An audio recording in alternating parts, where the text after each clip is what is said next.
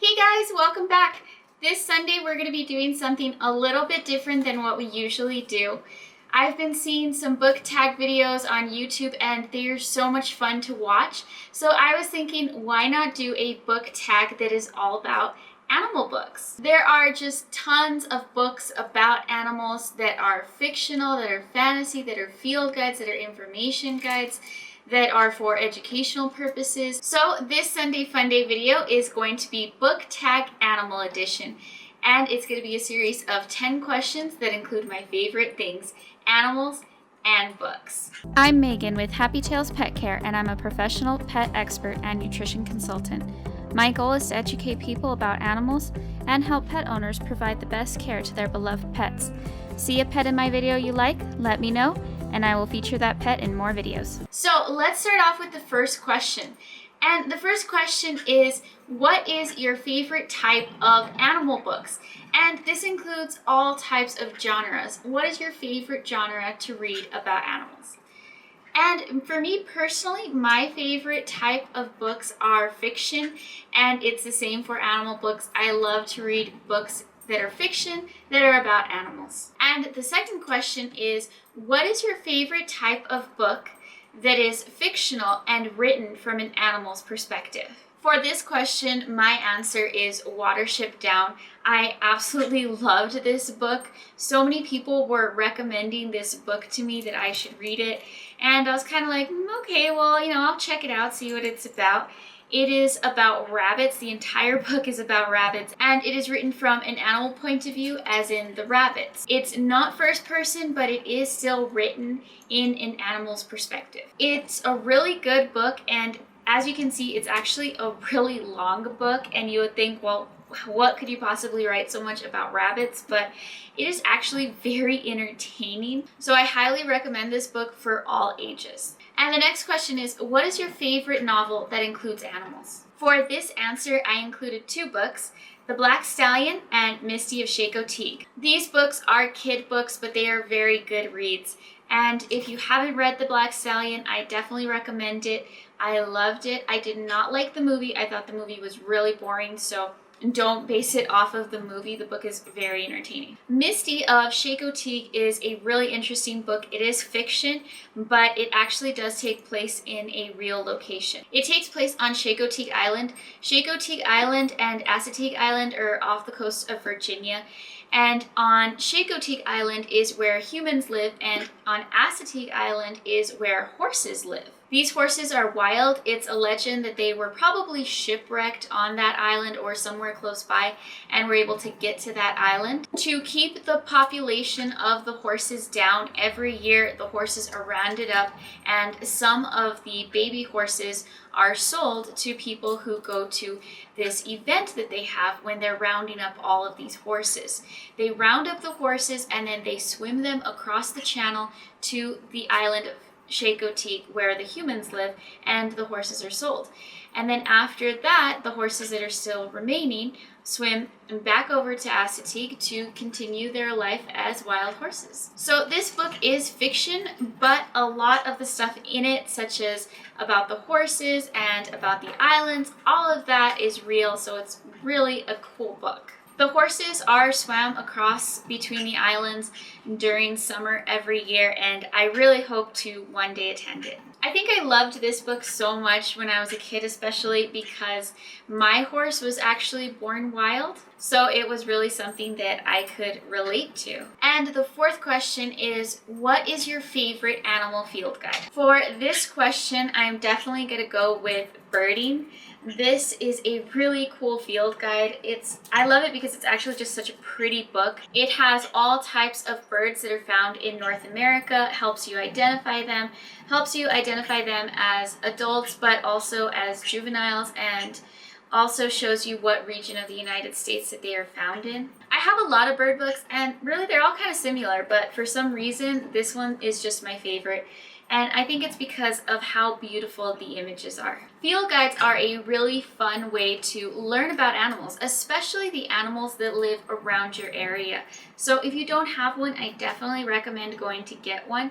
There's birding ones, there's also ones that include mammals and other animals. They're just a really fun way to learn about animals. And the fifth question is, what is your favorite animal education book? For this question, I'm going to go with Extinctosaurus. This is actually a kid's book, but I just still love this book because it is so fascinating.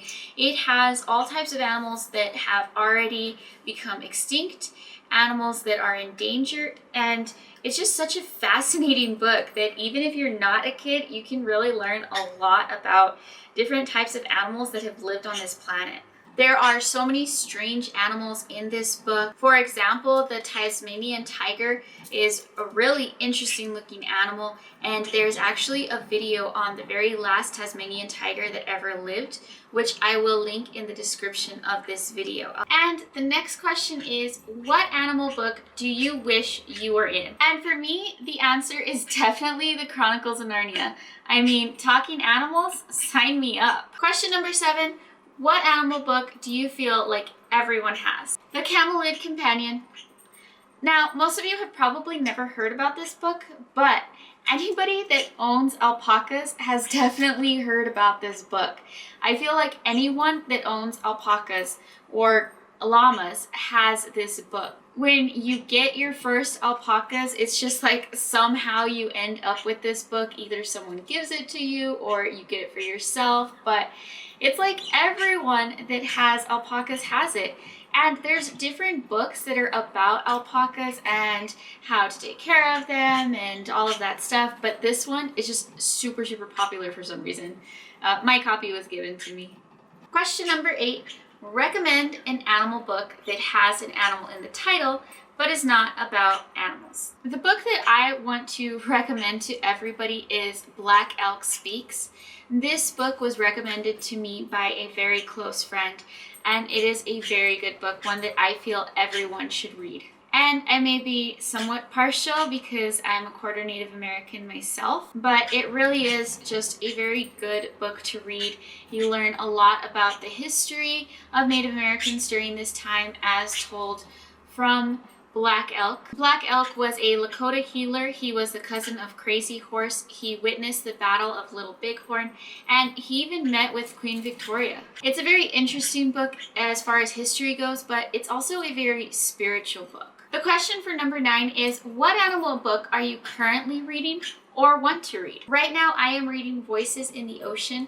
It is a really interesting book about dolphins, and it's not just a scientific book or a novel that's based off of fiction. This is about scientific research about dolphins, but also about legends of dolphins, also different dolphin stories from around the world that involve dolphins and humans and their interactions. I just started reading this book and I already really like it. However, it does also have very sad parts, but that's just all part of this book. It's just learning everything about dolphins, and I really like it so far. The author sets out on a journey to discover more about dolphins and why people are so captivated by dolphins. And so she takes you along on that journey, and there's just such interesting stories about them. I won't go too much into it because I don't want to spoil it for anybody, but to get you interested in it, one of the stories is about some scientists that were studying the dolphins in the wild.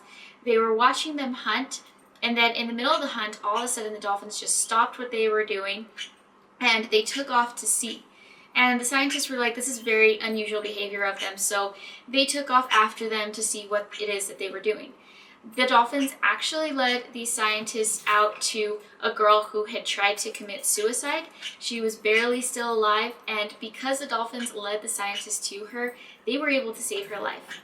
So, really interesting book. I was listening to an interview on NPR with the author of this book on Fresh Air, and I thought that it sounded like a really interesting book, so that is the reason that I picked up this one. And the final question for today's book tag is to name the best animal book cover. And for this one, it was an easy answer because Charlotte's Web. That's me and Petunia. Thanks for watching today's video, and I would like to nominate Rat Girl 44 and Aaliyah Animal Lover 368 to do this book tag. And anyone else that wants to do this book tag, you guys are welcome to it. All of the questions from the book tag are going to be in the description of this video. So if you do it, be sure to link your video in the comments down below. Thanks for watching this video, and I hope you enjoyed it. It's a little bit different than what I usually do, but it did involve animals. If you're an animal lover, please subscribe to this channel. I put out a new video every week about animals, and on Sunday I put out a fun video. You can also find me and my animals on Facebook, Instagram, and Twitter. See you guys next week.